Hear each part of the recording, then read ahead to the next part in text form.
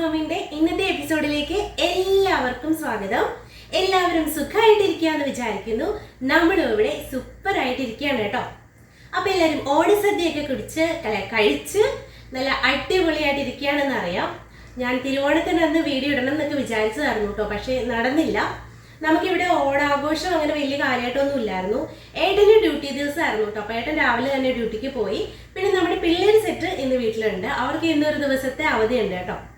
അതുകൊണ്ട് വലിയ കാര്യമായിട്ടുള്ള ഓണാഘോഷം കാര്യങ്ങളും ഒന്നും ഇല്ലാത്തത് കൊണ്ട് അങ്ങനെ വലിയ സദ്യ ഒന്നും ഞാനിവിടെ ഉണ്ടാക്കിയിട്ടുണ്ടായിരുന്നില്ല കേട്ടോ. ഒരു പായസം ഉണ്ടാക്കണമെന്ന് വിചാരിച്ചു, രാവിലെ ഉണ്ടാക്കിയില്ല. കാരണം ഞാൻ പറഞ്ഞില്ലേ, ഏട്ടൻ ഓഫീസിൽ പോയി. പിന്നെ ഏട്ടനില്ലാതെ നമുക്ക് എന്താ ആഘോഷം? അപ്പം ഞാൻ വിചാരിച്ചു ഏട്ടൻ വൈകുന്നേരം വരുമ്പോഴേക്കും 3 പേർക്ക് ഒരുമിച്ച് ഊണൊക്കെ കഴിച്ച് പായസമൊക്കെ കുടിച്ച് അങ്ങനെ അങ്ങ് കൂടാലോ എന്ന് വിചാരിച്ചു. അപ്പം നമ്മൾ ഇന്ന് ഉണ്ടാക്കാൻ പോകുന്നത് ഒരു സ്പെഷ്യൽ പാലട പായസമാണ്. പാലട പായസം നമ്മൾ ഓൾറെഡി ഇട്ടിട്ടുണ്ടായിരുന്നു. കണ്ടിട്ടില്ലാത്തവരൊന്ന് നമ്മുടെ ചാനലിൽ ഉണ്ട്, കാണണം കേട്ടോ. കാണാൻ മറക്കണ്ട. ഇന്നത്തെ പാലടയ്ക്ക് ഒരു സ്പെഷ്യാലിറ്റി ഉണ്ട്. ഞാനും ഇത് ആദ്യമായിട്ടാണ് കേട്ടോ ട്രൈ ചെയ്യുന്നത്. എനിക്കിന്ന് അങ്ങനെ അങ്ങ് തോന്നി. അപ്പം പിന്നെ ഒന്ന് ട്രൈ ചെയ്ത് നോക്കാമെന്ന് വിചാരിച്ചു കേട്ടോ. അപ്പൊ നമുക്ക് എന്തായാലും ഇന്നത്തെ പുതിയ ഒരു പാലട റെസിപ്പിയിലേക്ക് പോവാം. അപ്പൊ നമുക്ക് വീഡിയോയിലേക്ക് പോവാം.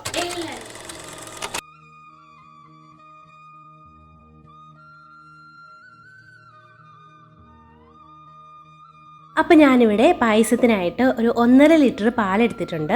അതൊന്ന് തിളപ്പിക്കാൻ വെച്ചിട്ടുണ്ട്. അതുപോലെ തന്നെ നമ്മുടെ അട വേവിക്കുന്നതിനായിട്ടുള്ള വെള്ളവും തിളപ്പിക്കാൻ വെച്ചിട്ടുണ്ട് കേട്ടോ. ആ വെള്ളം നല്ലോണം ഒന്ന് തിളച്ച് വരുമ്പോഴേക്കും നമുക്ക് അട അതിലേക്ക് ആഡ് ചെയ്ത് കൊടുക്കണം. എന്നിട്ട് സ്റ്റൗ ഓഫ് ചെയ്ത് നമുക്കൊന്ന് മൂടി വെച്ചാൽ മാത്രം മതി കേട്ടോ. അപ്പം നമ്മുടെ വെള്ളം ഇവിടെ തിളച്ച് വന്നിട്ടുണ്ട്. അപ്പം ഞാൻ 200 ഗ്രാമിൻ്റെ അടയാണ് കേട്ടോ എടുത്തേക്കുന്നത്. അത് നമുക്കിതിലേക്ക് ഇട്ട് കൊടുക്കാം. അപ്പോൾ വെള്ളം നന്നായിട്ട് വെട്ടി തിളച്ചതിന് ശേഷമാണ് നമ്മൾ അട ഇട്ടേക്കുന്നത്. ഒന്ന് ഇളക്കി കൊടുത്തതിന് ശേഷം നമുക്ക് സ്റ്റൗ ഓഫ് ചെയ്ത് വെച്ച് ഇതൊന്ന് മൂടി വെച്ചാൽ മാത്രം മതി. അത് കഴിയുമ്പം അട അവിടെ ഇരുന്നൊന്ന് വെന്ത് വന്നോളൂ കേട്ടോ. അപ്പോഴേക്കും നമ്മുടെ പാലും ഒന്ന് തിളച്ച് സെറ്റായിട്ടുണ്ട്. ഇനി നമുക്ക് ബാക്കി ഇൻഗ്രീഡിയൻസ് ഒക്കെ ഒന്ന് നോക്കാം. പാലൊക്കെ തിളച്ച് വരുന്ന സമയത്ത് നമുക്ക് റെഡിയാക്കേണ്ടതുള്ളത് ഈ ക്യാരറ്റ് ഞാനൊന്ന് തൊലി കളഞ്ഞിട്ട് ഇതുപോലെ വെള്ളത്തിലൊന്ന് ഇട്ട് വെച്ചിട്ടുണ്ടായിരുന്നു. അത് കറുത്ത് പോവാതിരിക്കാൻ വേണ്ടിയിട്ട് വെച്ചേക്കുന്നതാണ് കേട്ടോ. ഇത് നമുക്കിതൊന്ന് ഗ്രേറ്റ് ചെയ്തെടുക്കണം. പിന്നെ ഞാൻ പായസത്തിലേക്ക് വേണ്ടിയിട്ടുള്ള പഞ്ചസാര എടുത്ത് വെച്ചിട്ടുണ്ട്. കാണാൻ പറ്റുന്നുണ്ടോ? ഉണ്ട്. പിന്നെ ഞാൻ എടുത്ത് വെച്ചേക്കുന്നത് നമ്മുടെ പായസത്തിന് വേണ്ട ഏലക്ക എടുത്ത് വെച്ചിട്ടുണ്ട്, നെയ്യുണ്ട്, കണ്ടൻസ്ഡ് മിൽക്ക് എടുത്ത് വെച്ചിട്ടുണ്ട്. പിന്നെ വേണ്ടത് കാഷ്യൂനട്ടും നമ്മുടെ റേസിൻസും ആണ് കേട്ടോ. ക്യാരറ്റ് ഞാൻ നന്നായിട്ടൊന്ന് വാഷ് ചെയ്തെടുത്തിട്ടുണ്ട്. നമുക്കിതൊന്ന് ഗ്രേറ്റ് ചെയ്തെടുക്കണം.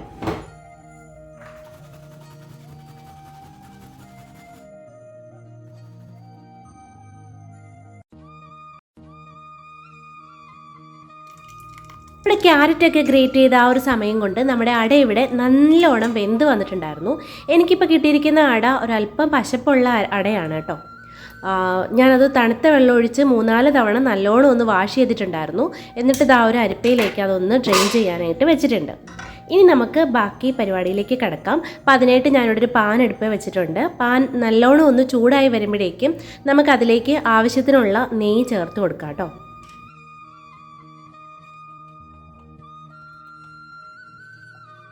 നെയ്യ് നല്ലോണം ഒന്ന് ചൂടായി വരുമ്പോഴേക്കും നമുക്കതിലേക്ക് കാഷ്യൂനട്ട് ചേർത്ത് കൊടുക്കാം. കാഷ്യൂനട്ട് ഞാനിവിടെ അല്പം ചേർത്തേക്കുന്നത് കേട്ടോ. കാരണം ഇതിവിടെ മേടിച്ച് വെച്ച് കഴിഞ്ഞാൽ കുട്ടികൾ കയറി ഇറങ്ങി കഴിക്കും. അപ്പോൾ ഇതുപോലെ ആവശ്യ സമയത്ത് കാണാൻ പാടാണ്. അപ്പം നമ്മുടെ കാഷ്യൂനട്ട് ഒന്ന് നിറം മാറി വന്നപ്പോഴേക്കും നമ്മുടെ ഉണക്കമുന്തിരിയും കൂടെ ഞാൻ ഇതിലേക്ക് ചേർത്ത് കൊടുത്തിട്ടുണ്ടായിരുന്നു. അപ്പോൾ ഉണക്കമുന്തിരിയുടെ പരുവം അറിയാമല്ലോ, അതൊന്ന് വീർത്ത് വരുമ്പോഴേക്കും നമുക്ക് കോരിയെടുക്കാം കേട്ടോ. അപ്പോൾ ഉണക്കമുന്തിരിയും നമ്മുടെ കശുവണ്ടിയും ഞാനിവിടെ വറുത്ത് കോരി എടുത്തിട്ടുണ്ട്. ഇനി നമുക്കിതിലേക്ക് നമ്മൾ കഴുകി ഡ്രെയിൻ ചെയ്ത് വെച്ചിട്ടുള്ള നമ്മുടെ അട ഒന്ന് നെയ്ക്കകത്തൊന്ന് വഴറ്റിയെടുക്കുന്നുണ്ട്. ഒരു 10-12 മിനിറ്റോളം ഒന്ന് വഴറ്റിയെടുത്താൽ മതി. ഞാൻ പറഞ്ഞിരുന്നല്ലോ ഓൾറെഡി നമ്മുടെ അടയ്ക്ക് ഇത്തിരി പശപ്പുണ്ട്. അപ്പോൾ അത് വിട്ട് കിടക്കാൻ നല്ലതാണ് ഇങ്ങനെ നെയ്ക്കകത്തൊന്ന് വഴറ്റിയെടുക്കുന്നത്. അപ്പോൾ അത് നല്ലോണം ഒന്ന് വഴറ്റിയതിന് ശേഷം ഒരു 10-12 മിനിറ്റ് വഴറ്റിയതിന് ശേഷം ഞാനതൊരു പ്ലേറ്റിലേക്ക് മാറ്റുന്നുണ്ട് കേട്ടോ. ഇനി സെയിം അതേ പാനിലേക്ക് തന്നെ ഞാനൊരല്പം നെയ്യും കൂടെ ഒഴിച്ചു കൊടുക്കുന്നുണ്ട്. എന്നിട്ട് നമ്മൾ ഗ്രേറ്റ് ചെയ്ത് വെച്ചിട്ടുണ്ടായിരുന്ന ക്യാരറ്റ് നമുക്ക് നല്ലോണം ഒന്ന് നെയ്ക്കകത്തൊന്ന് വഴറ്റിയെടുക്കണം.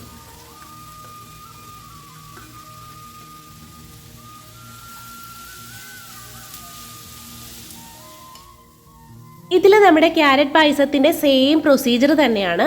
അപ്പോൾ ക്യാരറ്റ് നല്ലോണം ഒന്ന് നെയ്യിൽ മെൽറ്റായി ഒന്ന് അലിഞ്ഞ് വഴണ്ട് വന്നപ്പോഴേക്കും ഞാൻ ഇതിലേക്ക് അല്പം പഞ്ചസാര ചേർത്ത് കൊടുക്കുന്നുണ്ട്.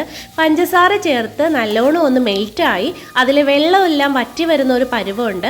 ആ ഒരു പരുവമാകുമ്പോഴേക്കും ഞാൻ അതിൽ നിന്നൊരു അല്പം ഗാർണിഷ് ചെയ്യാൻ വേണ്ടിയിട്ട് മാറ്റി വെച്ചിട്ടുണ്ട്. എന്നിട്ട് വീണ്ടും നല്ലോണം ഒന്ന് വഴറ്റി അതൊന്ന് അലിയിപ്പിച്ചെടുക്കുന്നുണ്ട് കേട്ടോ. ഈ ഒരു സമയത്ത് ക്യാരറ്റ് നമുക്ക് കഴിക്കാൻ നല്ലൊരു ടേസ്റ്റാണ്.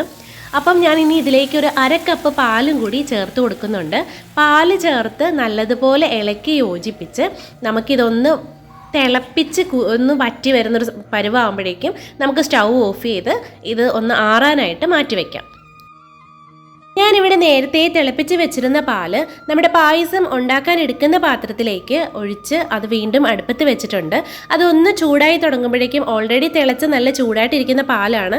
ഏകദേശം ഒന്ന് തിള വരുന്ന സമയത്തേക്ക് നമ്മൾ നെയ്യിൽ വഴറ്റി വെച്ചിരിക്കുന്ന അട ഇതിലേക്ക് ചേർത്ത് ഇളക്കി കൊടുക്കണം കേട്ടോ. ഞാനിപ്പോൾ മീഡിയം സിമ്മിലാണ് ഇട്ടേക്കുന്നത്. എന്നിട്ട് പയ്യെ ഇളക്കി യോജിപ്പിച്ച് കൊടുക്കുക. ആ ഒരു സമയത്തേക്ക് നമ്മുടെ ക്യാരറ്റ് മിക്സ് ഒന്ന് ആറി വന്നിട്ടുണ്ട്. അത് മിക്സിയുടെ ജാറിൽ ഞാൻ ജസ്റ്റ് ഒന്ന് ക്രഷ് ചെയ്തെടുക്കുന്നുണ്ട്. കാരണം കുഞ്ഞുങ്ങൾക്ക് ചിലപ്പം ക്യാരറ്റ് കഴിക്കാൻ ഇഷ്ടമല്ല എന്നുണ്ടെങ്കിൽ അതങ്ങ് ഇതിലേക്ക് അലിഞ്ഞ് പൊക്കോട്ടെ എന്ന് ഓർത്തിട്ടാണ് കേട്ടോ. ഈ ഒരു സമയമായപ്പം നമ്മുടെ പാലിൽ ചെറിയൊരു തിള വന്നിട്ടുണ്ടായിരുന്നു. അപ്പം ഞാൻ അതിലേക്ക് അല്പം പഞ്ചസാര ചേർത്ത് കൊടുത്ത് വീണ്ടും ഇളക്കി യോജിപ്പിച്ച് കൊടുക്കുന്നുണ്ട്. ഇനി പാല് ജസ്റ്റ് ഒന്ന് ഒന്ന് കുറുകി വരുന്ന സമയത്തേക്ക് നമ്മൾ അരച്ച് മാറ്റി വെച്ചിട്ടുള്ള നമ്മുടെ ക്യാരറ്റിൻ്റെ മിക്സ് ചേർത്ത് കൊടുക്കാം കേട്ടോ.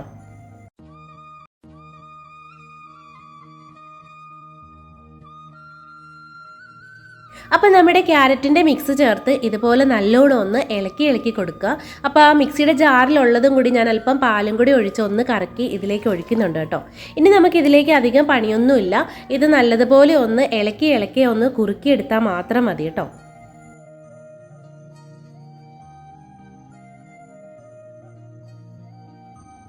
അപ്പോൾ ക്യാരറ്റും പാലും ഒന്ന് സെറ്റായി വന്ന സമയത്തേക്ക് ഞാൻ 2 ഏലക്ക അത് ഇതുപോലെ നടുവേ ഒന്ന് മുറിച്ച് ഇട്ട് കൊടുക്കുന്നുണ്ട്.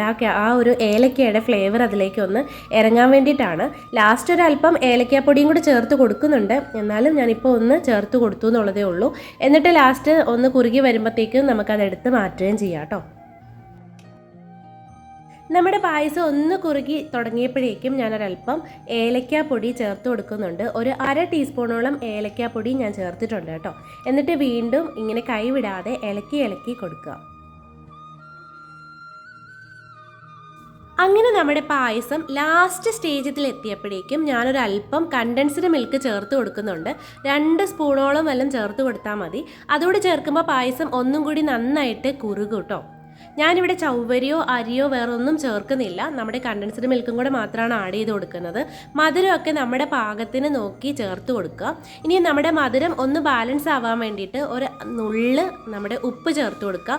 ഉപ്പ് ഒരുപാടാവാൻ പാടില്ല, ഒരു നുള്ള് മാത്രമേ ചേർത്ത് കൊടുക്കാൻ പാടുള്ളൂ. അതും കൂടി ചേർത്ത് നല്ലതുപോലെ വീണ്ടും ഒന്ന് ഇളക്കി സെറ്റ് ചെയ്തെടുക്കുക കേട്ടോ. പായസം ഇനി ഒന്ന് കുറുകി വന്നാൽ മാത്രം മതി. ഒന്ന് കുറുകി തുടങ്ങിയപ്പോഴേക്കും ഞാനിവിടെ നമ്മൾ വറുത്ത് മാറ്റി വെച്ചിട്ടുള്ള കാഷ്യൂനട്ടും റേസിൻസും ചേർത്ത് കൊടുക്കുന്നുണ്ട്. അതുപോലെ തന്നെ നമ്മൾ ഗാർണിഷ് ചെയ്യാൻ വേണ്ടി മാറ്റി വെച്ചിട്ടുണ്ടായിരുന്ന ക്യാരറ്റിൻ്റെ മിക്സും കൂടെ ഇതിലേക്ക് ചേർത്ത് കൊടുക്കുക കേട്ടോ. എന്നിട്ട് ഒരു 20 മിനിറ്റോളം എങ്കിലും നമുക്കിതൊന്ന് ഇങ്ങനെ തന്നെ സ്റ്റൗ ഓഫ് ചെയ്തിട്ട് വെക്കാം. അപ്പോൾ അത് ഇരുന്ന് ഒന്നും കൂടി ഒന്ന് കുറുകി വരും കേട്ടോ. അപ്പം ഇതാണ് നമ്മുടെ പായസത്തിൻ്റെ ഫൈനൽ ലുക്ക് വരുന്നത്. അപ്പം നമ്മുടെ പായസം ഇരുന്ന് നല്ലോണം ഒന്ന് കുറുകി പോയിട്ടുണ്ടായിരുന്നു. ഞാനൊരല്പം കൂടി ചൂട് പാലൊഴിച്ച് ഒന്നും കൂടി ഒന്ന് നീട്ടിയെടുത്തിട്ടുണ്ട് കേട്ടോ. നല്ലോണം പായസം കുറുകി പോകുകയെന്നുണ്ടെങ്കിൽ വെള്ളം ഒഴിക്കുന്നതിലും നല്ലത് അല്പം പാല് തന്നെ ഒന്ന് തിളപ്പിച്ച് അതിലേക്ക് ഒഴിച്ചു കൊടുക്കുന്നതായിരിക്കും കേട്ടോ. ഇനി നമുക്കിതൊരു ബൗളിലേക്ക് മാറ്റിയെടുക്കാം. എൻ്റെ ഈ ക്യാരറ്റ് പാലട പായസം എല്ലാവർക്കും ഇഷ്ടമാവുമെന്ന് എനിക്ക് ഉറപ്പാണ്. എല്ലാവരും ഇതൊന്ന് ട്രൈ ചെയ്ത് നോക്കേണ്ടതാണ് കേട്ടോ. എല്ലാ ഓണത്തിനും വിശേഷ ദിവസങ്ങൾക്കും നമ്മുടെ വിഷുവിനുമൊക്കെ ഒരേ പായസങ്ങൾ തന്നെ മാറി മാറി ഉണ്ടാക്കാറല്ലേ. ഇതുപോലെ വെറൈറ്റി ആയിട്ടുള്ള പായസങ്ങളൊക്കെ ഉണ്ടാക്കി കൊടുത്ത് നമ്മുടെ കുട്ടികളുടെ മുമ്പിൽ താരമാകാൻ കിട്ടുന്നൊരവസരം നമുക്ക് പാഴാക്കണോ? അപ്പോൾ ഇതെല്ലാവരും ഒന്ന് ട്രൈ ചെയ്ത് നോക്കിയിട്ട് എന്നോട് അഭിപ്രായം പറയാൻ മറക്കരുത് കേട്ടോ.